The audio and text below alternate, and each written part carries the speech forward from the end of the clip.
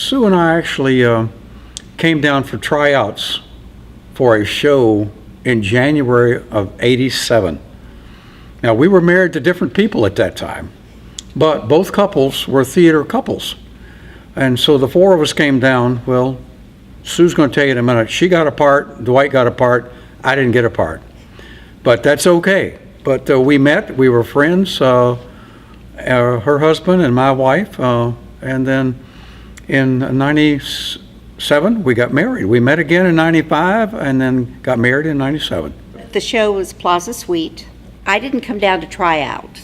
We'd moved in from Massachusetts and I used to help backstage. They made me read and they gave me a part. And my first time out on stage ever in public was like someone had to shove me through the door. I was playing the part of the young lady that hurt her ankle on the tennis court, and which was a stretch because I don't play tennis.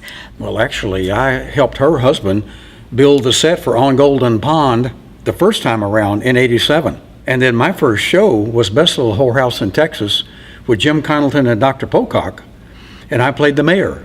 I think theater people it's a family. It's a little community within our community. What we do on stage or behind stage or in this building is an outreach to the community. There are many plays and there are many subjects, and whether it's a musical, a drama, a comedy, people need to have a release. As actors, it's our release. At least my feeling is every show has a message to deliver. Someone walks through our theater doors and they're going to hear that message. Yes, we have a great time doing it, but I believe that everyone that we meet, whether it's on the street or at church or shopping or in a theater, if you reach out with a smile to them, you're giving them a little bit of happiness. And I think that's what theater is and needs to be.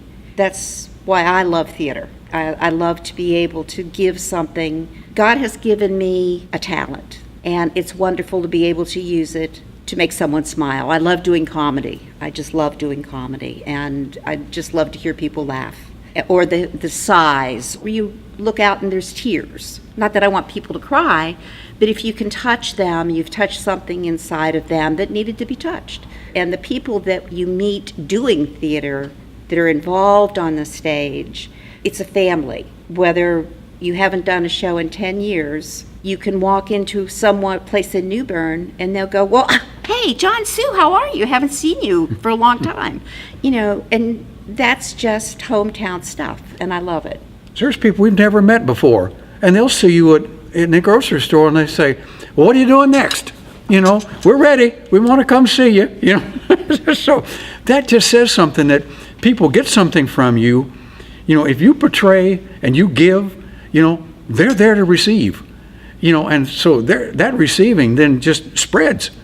And I like what Sue says. Sue says we're really a family. Everybody here kind of loves everybody else.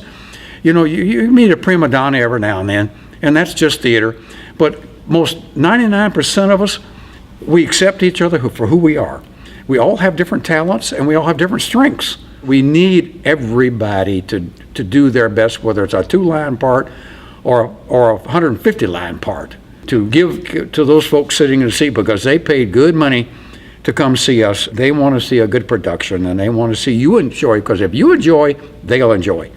And that's kind of the way I feel. Like I said, I'm a little bit selfish that way.